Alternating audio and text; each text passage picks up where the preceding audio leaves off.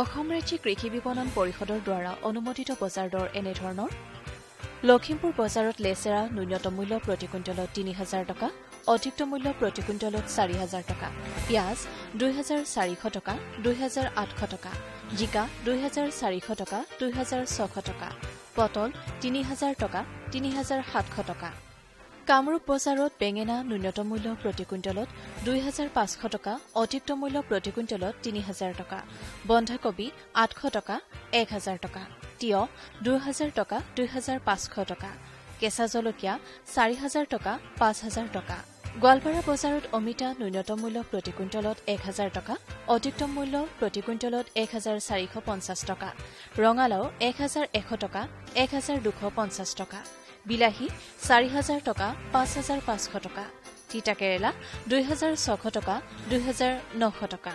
ধুবুৰী বজাৰত আলু ন্যূনতম মূল্য প্ৰতি কুইণ্টলত ২,০০০ টকা, অধিকতম মূল্য প্ৰতি কুইণ্টলত ২,৬০০ টকা, ভেন্দি ২,৫০০ টকা, ২,৮০০ টকা, অমিতা ১,৮০০ টকা, ২,২০০ টকা, কেপচিকাম ৯,০০০ টকা, ৯,৫০০ টকা। কেন্দ্ৰীয় বতৰ বিজ্ঞান প্ৰতিষ্ঠানৰ পৰা পোৱা বতৰৰ আগলি বতৰা অনুযায়ী গুৱাহাটী আৰু ইয়াৰ উপকণ্ঠ অঞ্চলৰ বতৰ ঘাইকৈ ফৰকাল থাকিব। বতাহ প্ৰতি ঘণ্টাত ৬ কিলোমিটাৰ বেগেৰে বলিব। আপেক্ষিক আৰ্দ্ৰতা ২৫% ভিতৰত থাকিব।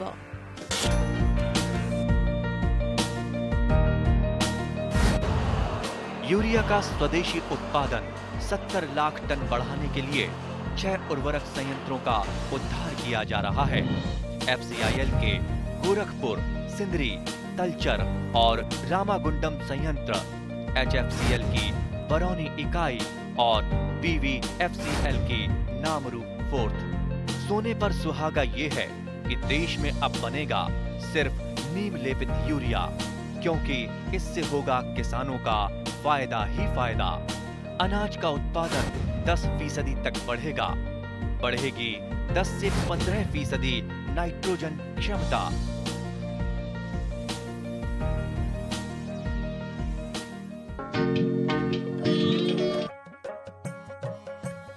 অসমৰ প্ৰাকৃতিক পৰিৱেশত জলসম্পদৰ প্ৰাচুৰ্যতাই ৰাজ্যখনৰ অৰ্থনীতিত এক গুৰুত্বপূৰ্ণ ভূমিকা পালন কৰি আহিছে। প্ৰাকৃতিকভাৱে সহজলভ্য এনে জলভাগত প্ৰণালীবদ্ধ আৰু বিজ্ঞানসন্মতভাৱে মৎস্য উৎপাদন কৰি ৰাজ্যখনৰ এক বৃহৎ সংখ্যক লোক অৰ্থনৈতিকভাৱে স্বাৱলম্বী হ'ব পাৰিছে। মৎস্য পালনৰ অভিজ্ঞতাৰে স্বনিয়োজনৰ আদৰ্শৰে নিজৰ জীৱিকা অৰ্জন কৰিবলৈ সক্ষম হোৱা এইসকল ব্যক্তিয়ে আন বহুজনৰ বাবে নিয়োজনৰ পথ সুগম কৰি তুলিছে। দেশৰ অৰ্থনৈতিক বুনিয়াদ গঢ়ি তোলাত অৰিহণা আগবঢ়াব পাৰিছে।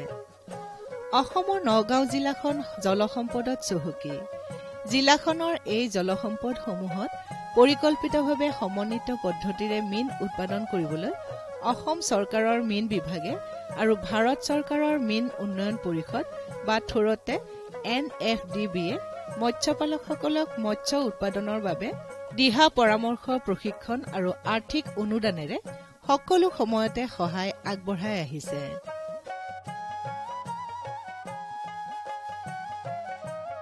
নগাঁও জিলাৰ ঢিং চাৰিআলিৰ সমীপৱৰ্তী শান্তিপুৰ অঞ্চলত অসম চৰকাৰৰ মীন বিভাগ আৰু NFDB অৰ্থাৎ ভাৰত চৰকাৰৰ ৰাষ্ট্ৰীয় মীন উন্নয়ন পৰিষদৰ সহযোগত গঢ় লৈ উঠিছে মৎস্যগন্ধা আলংকাৰিক মীন পামখন। ২০১৪ চনতে প্ৰতিষ্ঠা হোৱা এই মীন পামখনতে অঞ্চলটোৰ মীনপালকসকলে সংঘবদ্ধভাৱে গঢ়ি তুলিছে মৎস্যগন্ধা আলংকাৰিক মীনপালক সমবায় সমিতিখন। এসময়ত অসম চৰকাৰৰ মীন বিভাগৰ আৰ্থ সাহায্যত আলংকাৰিক মাছৰ প্ৰতিষ্ঠান স্থাপন কৰি স্বাৱলম্বী হোৱা ঢিং অঞ্চলটোৰ এগৰাকী প্ৰগতিশীল মীন উৎপাদক আৰু আলংকাৰিক মৎস্য ব্যৱসায়ী পাৰ্থসাৰথী হাজৰিকাৰ আদৰ্শ সৰুগত কৰি অঞ্চলটোৰ মহিলাসকলে মীন বিভাগৰ সহযোগত একোটিকৈ সমন্বিত আলংকাৰিক মাছ উৎপাদনৰ পৰীক্ষামূলক প্ৰকল্প বা পাইলট প্ৰজেক্ট গঢ়ি তুলি বৃহত্তৰ অঞ্চলটোত অসম চৰকাৰৰ মীন বিভাগৰ সহযোগ আৰু ভাৰত চৰকাৰৰ মীন উন্নয়ন পৰিষদ বা NFDBৰ উদ্যোগত গঢ়ি উঠা আলংকাৰিক মৎস্য উৎপাদনৰ এনেবোৰ গোট গঠনৰ জৰিয়তে লাভৱান হৈ ভালে সংখ্যক উদ্যমীয়ে অঞ্চলটোত আশাৰ বতৰা কঢ়িয়াই আনিবলৈ সক্ষম হৈছে। আমি ইয়াত যেতিয়া মৎস্যগন্ধা আলংকাৰিক মীন পামখন খুলিছিলোঁ তেতিয়া বিভিন্ন ধৰণৰ ওচৰৰ বিশেষকৈ মহিলাসকল আহিছিলে যে ইয়াত কিবা কাম বিচাৰি কিবা কাম পাব নেকি। আমি সেই মানুহখিনিক লৈ পেলাই আমি আচলতে এটা ট্ৰেইনিঙৰ ব্যৱস্থা কৰিছিলোঁ ইয়াত সৰুকৈ, আৰু সেই ট্ৰেইনিংটোৰ পৰাই গৈ মানুহখিনিয়ে অলপ কিছু কথা শিকিলে। তেনেকৈ আমি 2-3টা ট্ৰেইনিং হৈ যোৱাৰ পিছত অসম চৰকাৰৰ মীন বিভাগ আৰু NFDBৰ যৌথ সহযোগত আমি কেইবাটাও ট্ৰেইনিং আমি ল'বলৈ পালোঁ, আমাৰ মহিলাখিনিও ল'বলৈ পালে। পোৱাৰ পিছত তেওঁলোকৰ আগ্ৰহী হ'ল, হোৱাৰ পিছত তেওঁলোকে কামখিনি কৰিবৰ কাৰণে চৰকাৰক আবেদন জনালে। তেতিয়া NFDB আৰু অসম চৰকাৰৰ যৌথ আৰ্থিক সাহায্যত এটা প্ৰকল্প দিয়া হ'ল, আলংকাৰিক মীন পালনৰ পাইলট প্ৰজেক্ট। আৰু তাতে আমাৰ এটা ইণ্টিগ্ৰেটেড ইউনিট, 2টা মিডিয়াম স্কেল ইউনিট আৰু 13টা বেকয়াৰ্ড ইউনিট আৰু এটা একুৱেটিক প্লেন্স ইউনিট, এইকেইটা হেৰি কৰা হ'ল। আৰু সম্পূৰ্ণ আমাৰ ইনফ্ৰাষ্ট্ৰাকচাৰ বনাই হৈ গ'ল, আৰু এতিয়া মাছ পালন কৰি আছে মহিলাসকলে। আৰু তাত যিখিনি মাছৰ প্ৰয়োজন হয় আমাৰ এই ইণ্টিগ্ৰেটেড ইউনিটটোৰ পৰাই তেওঁলোকে মাছৰ পোনাখিনি লৈ যায়, তেওঁলোকে ডাঙৰ কৰে। কৰাৰ পিছত আমি এটা কোঅপাৰেটিভ ছিষ্টেমত আমি গোটেই মাছখিনি আমি বিক্ৰী কৰোঁ। বিক্ৰী কৰি প্ৰত্যেকেই আমি লাভান্বিত হৈছোঁ।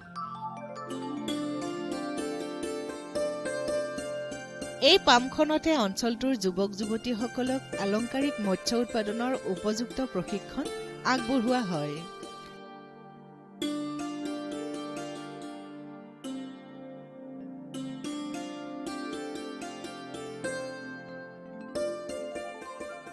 অসমত আলংকাৰিক মাছৰ যথেষ্ট চাহিদা আছে, বিদেশী আলংকাৰিক মাছখিনিৰো চাহিদা আছে, আৰু কিছু পৰিমাণৰ আমাৰ থলুৱা আলংকাৰিক মাছৰো আমাৰ প্ৰয়োজন আছে, চাহিদা আছে। গতিকে আমি সেই মাছবিলাক চাই আমি কিছু মাছ যিবিলাক আমাৰ থলুৱা মাছ সেইবিলাক মাছৰ আমি বাসস্থানজনিত প্ৰজননৰ দ্বাৰা আমি সেইবিলাকৰ উৎপাদন কৰোঁ। আৰু বাকী যিখিনি এক্সোটিক মাছ আছে তাৰে প্ৰায় 40 বিধমান মাছ আমি ইয়াতে প্ৰডাকশ্যন কৰোঁ, আমি প্ৰজনন কৰাই। আৰু সেইখিনি আমি আমাৰ লোকেল মাৰ্কেট আৰু কিছু মাছ আমি কলিকতালৈকো আমি পঠাইছোঁ আমি বিক্ৰীৰ কাৰণে। গতিকে আমি যথেষ্ট ইয়াৰ উপকৃত হৈছোঁ এই প্ৰজেক্টটোৰ পৰা। এই পামখনৰ পৰাই প্ৰয়োজনীয় আলংকাৰিক মাছ পোনা সংগ্ৰহ কৰি প্ৰশিক্ষাৰ্থীসকলে নিজ বাসভৱনতে একোটিকৈ আলংকাৰিক মৎস্য উৎপাদন কেন্দ্ৰ বা গোট গঢ়ি তুলিবলৈ সক্ষম হয়। বিশেষকৈ অঞ্চলটোৰ মহিলাসকলে স্বাৱলম্বী হৈ নাৰী সবলীকৰণৰ দিশত এখোজ আগুৱাবলৈ সক্ষম হৈছে, যি এক আশাব্যঞ্জক দিশ।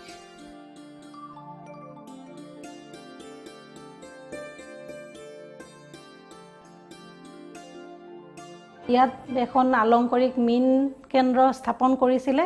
তাত আহি দেখিলোঁ যে ইয়াত ধুনীয়াকৈ মাছ পালন কৰা হৈছে, উৎপাদন কৰা হৈছে।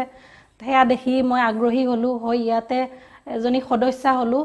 হৈ পেলাই মাছৰ বিষয়ে ট্ৰেইনিং ল'লোঁ ইয়াতে। লৈ পেলাই অসম চৰকাৰ মীন বিভাগে NFDBৰ পৰা আমাক আৰ্থিক সাহায্য দিলে। সেই সাহায্য লৈ পেলাই আমি ঘৰতে সৰুকৈ এটা মাছৰ উৎপাদন কেন্দ্ৰ বনালোঁ।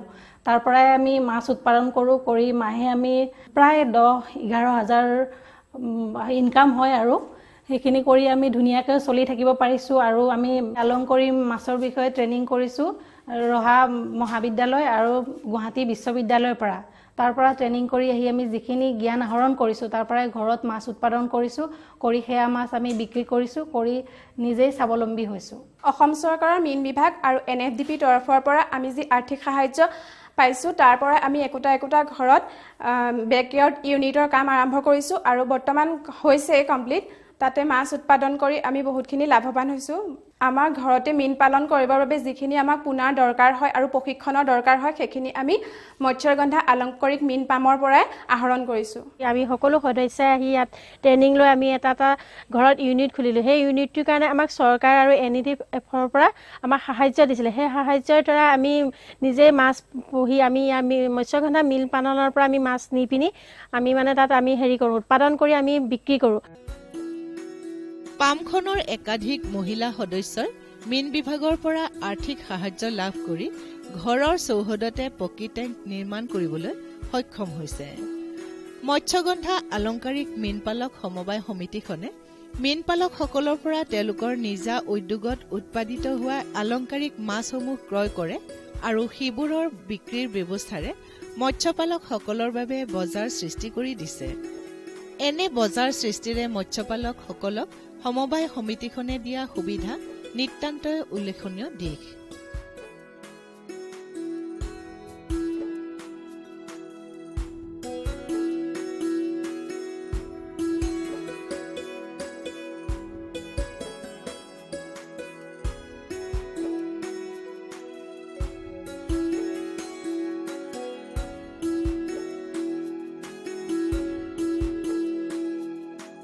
মৎস্যগন্ধা মই এগৰাকী সদস্য। ভাৰত চৰকাৰ অসম চৰকাৰৰ পৰা আমাক NEBA পৰা সহায় কৰিছিলে। অলপ সহায় কৰোঁতে আমি ঘৰতে এইবিলাক ইউনিট বনাই কৰি লৈ মাছৰ কাৰবাৰ কৰি আছোঁ। আৰু মৎস্যগন্ধাৰ পৰা আমি পোনা আনি কৰি ঘৰতে পালন কৰি তেখেতৰ ফাৰ্মত আকৌ দিওঁ। তেখেতে বেছি কৰি আমাক পইচাটো দিয়ে। সেই পইচাটো দি আমি চলা ফিৰা কৰি আছোঁ।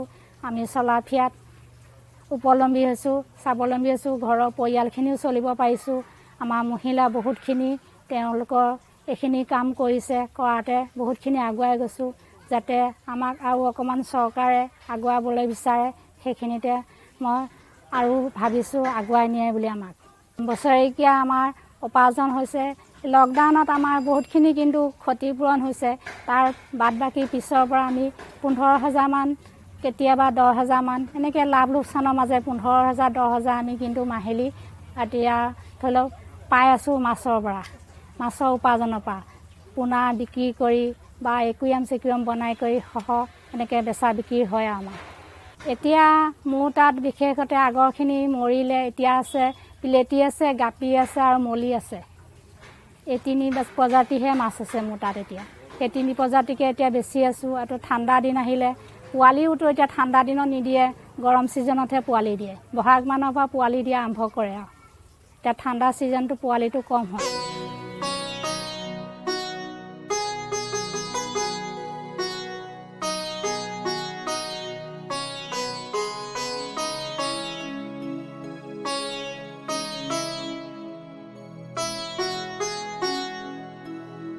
এয়া এটা সৌন্দৰ্য। এয়াকে দেখি মানুহে ইয়াত মাছ ভৰাই দিওঁ, ইয়াৰ পৰা কিনি কৰি নিয়ে আৰু ঘৰতো ৰাখোঁ। তাৰপৰা মাছ ডেলিভাৰী কৰি ইয়াত আকৌ ইয়াৰ পৰা যেতিয়া নিবলৈ বিচাৰে তেতিয়া উচিত দাম কৰি বেচা বিক্ৰীও হয়। আৰু ধৰি লওক মানুহে ইয়াকে দেখি বনাবলৈও আহে, শিকিবলৈও আহে, আকৌ কিনিবৰ কাৰণেও আহে। সেই বিভিন্ন কাৰণে একুৰিয়ামখিনি ৰখা হৈছে। একুৰিয়াম মানে চাইজ লৈ বিক্ৰী হয় আৰু কিছুমান 10,000, কিছুমান 15,000, কিছুমান 3,000, 4,000, 1,000লৈকো আছে। মানে এইটো হ'ব ধৰি লওক 4,000 মান, এনেকুৱা মানে ছিষ্টেম আৰু।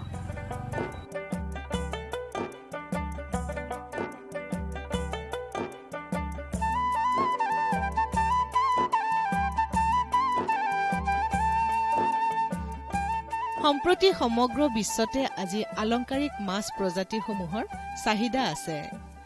বিভিন্ন ৰং বিৰঙৰ এনে বিভিন্ন প্ৰজাতিৰ মাছসমূহৰ বিশ্বজুৰি থকা বজাৰ চাহিদাই বিশেষকৈ অসমৰ থলুৱা প্ৰজাতিৰ এনে আলংকাৰিক মূল্যমানৰ মাছসমূহৰ সৰবৰাহে অসমৰ মীনপালকসকলক অৰ্থনৈতিকভাৱে টনকিয়াল কৰিছে।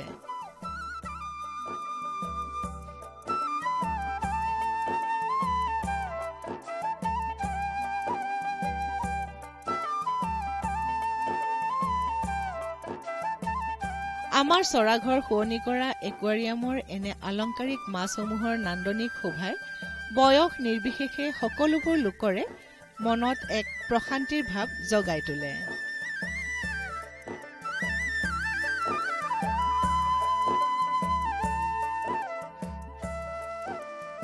এই আলংকাৰিক মাছসমূহে আমাক যেন নীৰৱে আৰু মৌনভাৱে সংগ দি আমাৰ মনত সুবিমল আনন্দ জগাই তুলি দেহ মন সতেজ কৰি ৰখাত সহায় কৰে।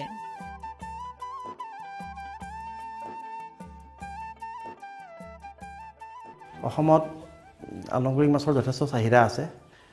বিদেশী আলংকাৰিক মাছখিনিৰো চাহিদা আছে আৰু কিছু পৰিমাণৰ আমাৰ থলুৱা আলংকাৰিক মাছৰো আমাৰ চাহিদা আছে। গতিকে আমি সেই মাছবিলাক চাই আমি কিছু মাছ যিবিলাক আমাৰ থলুৱা মাছ সেইবিলাক মাছৰ আমি বাসস্থানজনিত প্ৰজননৰ দ্বাৰা আমি সেইবিলাকৰ উৎপাদন কৰোঁ। আৰু বাকী যিখিনি এক্সটিক মাছ আছে তাৰে প্ৰায় 40 বিধমান মাছ আমি ইয়াতে প্ৰডাকশ্যন কৰোঁ, আমি প্ৰজনন কৰাই।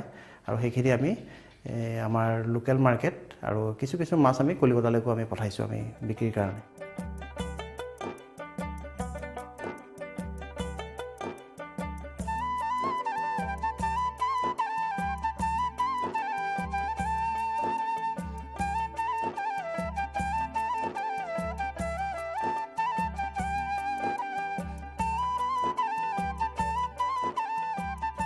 একুৱাৰিয়ামৰ পানী আৰু মাছৰ সৈতে সুসজ্জিতভাৱে ৰখা উদ্ভিদসমূহে আমাৰ মনত এখন বিচিত্ৰ জগতৰ অনুভূতি জগাই তোলে।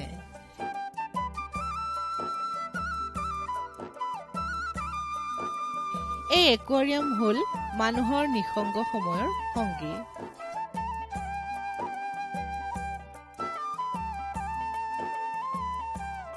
এই মৎস্যগন্ধা আলংকাৰিক মীন পামখনত বিভিন্ন থলুৱা প্ৰজাতিৰ কেইবাবিধৰো পোনা উৎপাদন কৰা হয়। বৰ্তমানে এই মৎস্যগন্ধা আলংকাৰিক মীন পালক সমবায় সমিতিখনত প্ৰায় 180 গৰাকী মহিলা আৰু 20 গৰাকী পুৰুষ সদস্য জড়িত হৈ আছে।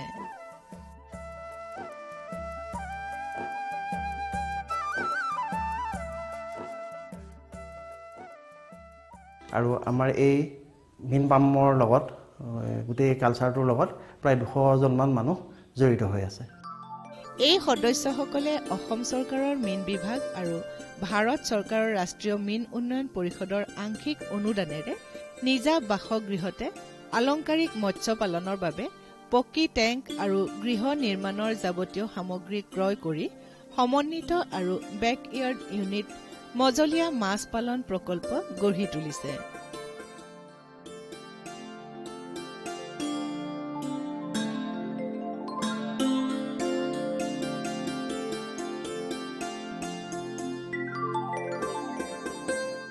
ধিং অঞ্চলটোৰ আউনীআটী শাখা সত্ৰৰ এগৰাকী হিতাধিকাৰী পুতুলি বৰাই নিজৰ গৃহতে গঢ়ি তোলা তেনে এটি আলংকাৰিক মৎস্য উৎপাদন গোটৰ জৰিয়তে স্বাৱলম্বী হ'ব পাৰিছে।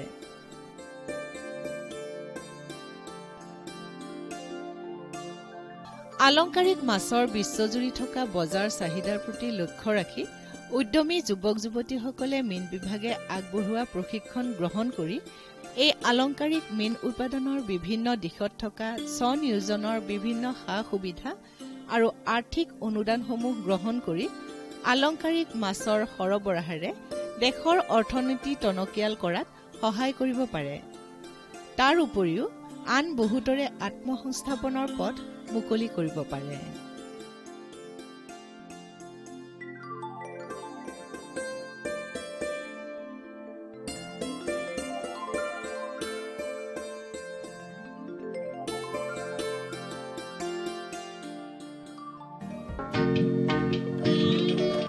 আলংকাৰিক মাছ ৰখা একুৰিয়ামটো আটাইতকৈ শোভাবৰ্ধক কৰে তাত থকা জলজ উদ্ভিদবোৰে।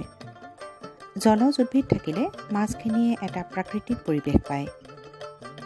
তাৰোপৰি একুৰিয়ামটোৰ ভৌত আৰু ৰাসায়নিক ক্ৰিয়াৰ এটা সুসমন্বয় ঘটি প্ৰাকৃতিক পৰিৱেশত মাছখিনি থকাৰ পৰিৱেশ লাভ কৰে। একুৰিয়ামত জলজ উদ্ভিদৰ আৱশ্যকতা আৰু ইয়াৰ জৰিয়তে স্বনিয়োজনৰ সম্ভাৱনীয়তা সন্দৰ্ভত মৰিগাঁও জিলাৰ মহকুমা মীন উন্নয়ন বিষয়া ত্ৰিনয়ন দেৱশৰ্মাই এনেদৰে কয়। এতিয়া বৰ্তমান সময়ত এই একুৰিয়াম যিটো বৰ্তমান আগতে মানুহে কেৱল নিজৰ ঘৰত ৰাখিছিলে, বৰ্তমান এই একুৰিয়াম মানুহৰ ঘৰৰ বাহিৰেও দোকান, স্কুল ঘৰ, তাৰপিছত টুৰিষ্ট প্লেচ, এই সকলো জেগা দখল কৰিছে। বৰ্তমান বজাৰ এখনত যাব, আপুনি কোনোবা চেলুন এখনত যাব, তাতো আপুনি একুৰিয়াম দেখা পাব। গতিকে একুৰিয়াম এটা হ'ল যে সৌন্দৰ্যবৰ্ধনৰ এটা প্ৰতীক। এই একুৰিয়ামটোত মানুহে কেৱল আলংকাৰিক মাছেই নাৰাখি তাৰ উপৰি সৌন্দৰ্যবৰ্ধনৰ বাবে কিছুমান পুতলা বা কিছুমান গছ ৰাখে। আগতে মানুহে কি কৰিছিলে, কিছুমান প্লাষ্টিকৰ গছ একুৰিয়ামত ৰখাৰ ব্যৱস্থা কৰিছিলে। কিন্তু এতিয়া এটা নতুন কনচেপ্ট আহিছে যে কিছুমান প্ৰাকৃতিকভাৱে যিবোৰ উপলব্ধ গছ, যিবিলাক পানীত হয়, সেই জলজ উদ্ভিদ কিছুমান আমি একুৰিয়ামত সজাই ৰাখিব পাৰোঁ। গতিকে এই জলজ উদ্ভিদবিলাক যিবিলাক আমি সাধাৰণতে আমাৰ এই নদ নদী বিলবিলাকত আমি পোৱা যায়, তেনেকুৱা এজোপা প্ৰাকৃতিক উদ্ভিদকো যদি আমি একুৰিয়ামত ৰাখোঁ, ই একুৰিয়ামটোকো বেনিফিট দিয়ে আৰু লগতে সৌন্দৰ্যবৰ্ধনো কৰে, কাৰণ এই উদ্ভিদজোপাই আপোনাৰ একুৰিয়ামটোত পানী পৰিষ্কাৰ কৰি ৰাখিব, অক্সিজেনৰ পৰিমাণ বঢ়াব, মাছখিনি থাকিবলৈ এটা প্ৰাকৃতিক পৰিৱেশৰ নিচিনা হ'ব। গতিকে এই বিভিন্ন কাৰণবিলাকৰ কাৰণে জলজ উদ্ভিদৰ যিটো প্ৰসাৰ বৰ্তমান বেছি হৈ আহিব ধৰিছে। আৰু এই জলজ উদ্ভিদবিলাক কি হয়, একুৰিয়ামত ৰখা আলংকাৰিক উদ্ভিদবিলাক বৰ্তমান এখন বজাৰ নতুনকৈ দখল কৰিবলৈ আৰম্ভ কৰিছে। এই জলজ উদ্ভিদবিলাক কিন্তু যথেষ্ট দাম আছে, আৰু এই জলজ উদ্ভিদবিলাক প্ৰপাগেশ্যন কৰি তেওঁলোকে যদি প্ৰাকৃতিক পৰিৱেশৰ পৰা আনি একুৰিয়ামত এইবোৰ সংৰোপণ কৰে আৰু পিছৰ পৰ্যায়ত তাক যদি প্ৰজনন কৰি বজাৰত বিক্ৰী কৰাৰ ব্যৱস্থা কৰে, তেন্তে সৰু সৰু জলজ উদ্ভিদ কিছুমান যথেষ্ট দামত বিক্ৰী হয়। গতিকে মই আপোনালোকক দেখুৱাইছোঁ এই এনেকুৱা কিছুমান জলজ উদ্ভিদ যিবিলাক আপোনালোকৰ এই শিপাটো যদি কাটি আমি ক'ৰবাত সংৰোপণ কৰি ৰাখোঁ, তাৰ পৰা আকৌ নতুন ধৰণৰ জলজ উদ্ভিদ হয়। গতিকে তেনেকুৱা জলজ উদ্ভিদ কেইবাটাও তেওঁলোকে একেলগ কৰি কিছুমান পেকেটিং কৰি বা ভালদৰে ধুই চাফা কৰি পেকেজিং কৰি তেওঁলোকে ব্যৱসায় আৰম্ভ কৰিব পাৰে। ইতিমধ্যে এই ব্যৱসায় আলংকাৰিক উদ্ভিদৰ এই ব্যৱসায়টো আমাজন বা তেনেকুৱা বহুতো নেটৱৰ্কিং ছাইটত অলৰেডি আছে, কিন্তু আমাৰ থলুৱাভাৱে এই ব্যৱসায়টো বৰ্তমান আৰম্ভ হোৱা নাই। কিন্তু আপুনি যদি চাবলৈ যায় কলিকতা হওক বা মাদুৰাই হওক, বেংগালুৰু হওক, চেন্নাই হওক, তাত কিন্তু এই ব্যৱসায়টো অলৰেডি আছে। গতিকে আমাৰ অসমতো এই ব্যৱসায়টো কৰিব পাৰে আৰু এই ব্যৱসায়ৰ জৰিয়তে নিবনুৱাসকল সংস্থাপিত মানে হ'ব পাৰে। আমি দেখিছোঁ যে মৰিগাঁও জিলাতো দুই এজন উদ্যমী লোকে এনেকুৱা ধৰণৰ ব্যৱসায়ত নিজকে আত্মনিয়োগ কৰিছে। হয় হয়, এই সন্দৰ্ভত আপুনি কি ক'ব বিচাৰে? হয়, মৰিগাঁও জিলাত আগতে এই মানে আলংকাৰিক মাছৰ ব্যৱসায়টোত বিশেষ বৰ বেছি প্ৰসাৰ হোৱা নাছিল, কিন্তু যোৱা ৩-৪ বছৰৰ পৰা চৰকাৰীভাৱেও এনে কিছুমান আঁচনি আহিছে য'ত মানে আলংকাৰিক মাছৰ প্ৰজনন আৰু প্ৰসাৰৰ বাবে কিছুমান আমি টেংকিৰ ব্যৱস্থা কৰিছোঁ। আগতে NFDBৰ জৰিয়তে আমি এনে কিছুমান ব্যৱস্থা কৰিছিলোঁ, আৰু বৰ্তমান মৰিগাঁও জিলাত তেনে 2-4টা নতুনকৈ প্ৰকল্প আমাৰ আগবাঢ়ি আহিছে। এটা জাগিৰোডত হৈছে, কিছুমান আমাৰ মৈৰাবাৰী ব্লকত হৈছে, কেইটামান আমাৰ লাহৰীঘাট ব্লকত হৈছে। গতিকে এই ব্লককেইটাত যিখিনি মানে আলংকাৰিক মাছ বা আলংকাৰিক উদ্ভিদ তেওঁলোকে প্ৰজনন কৰিছে বা প্ৰসাৰ কৰিছে, সেইখিনি বৰ্তমান মৰিগাঁও জিলাতে বিক্ৰী হৈ গৈছে। আৰু লাহে লাহে যেতিয়া এই বস্তুটোৱে আৰু বেছি আগবাঢ়ি আহিব, তেওঁলোকে আৰু বেছি উৎপাদন কৰিব পাৰিব, হয়তো আগন্তুক দিনত তেওঁলোকে গুৱাহাটী বা নগাঁৱত এই তাৰ বজাৰখিনিৰো চাহিদা আমি পূৰণ কৰিবলৈ সক্ষম হ'ম। এনেদৰে আলংকাৰিক মাছৰ চাহিদা দিনক দিনে বাঢ়ি যোৱাত এই খণ্ডত নিবনুৱা যুৱক যুৱতীৰ নিয়োগ সৃষ্টিৰ সম্ভাৱনীয়তা বাঢ়ি গৈছে। অদূৰ ভৱিষ্যতে ইয়ে নগৰাঞ্চলৰ মহিলাসকলৰ মাজতো স্বনিয়োজনৰ আহিলা হিচাপে আশাৰ সঞ্চাৰ কঢ়িয়াই আনিছে। किसान भाइयों गांठ बांध लो, गांठ बांध लो, बहुत बहुत है काम की, समृद्धि के पैगाम की। मिट्टी के मिजाज को समझो, मिट्टी के हर राज को समझो, मिट्टी की तुम जांच कराओ, मुफ्त सॉइल हेल्थ कार्ड ले जाओ। कभी मुनासिब बीज लगाओ, सही किस्म की खाद ले आओ, जितनी जरूरी उतनी डालो, सही मात्रा खुद पहचानो, इसको अपना मंत्र बना लो, मिट्टी की सेहत तो जानो। बात बहुत है काम की, कम लागत अधिक वरदान की, किसान भाइयों गांठ बांध लो। आज ही मिट्टी की जांच कराएं, राज्य सरकार के कृषि अधिकारी से संपर्क करें और मुफ्त में सॉइल हेल्थ कार्ड पाएं। कृषि और किसान कल्याण मंत्रालय द्वारा किसान हित में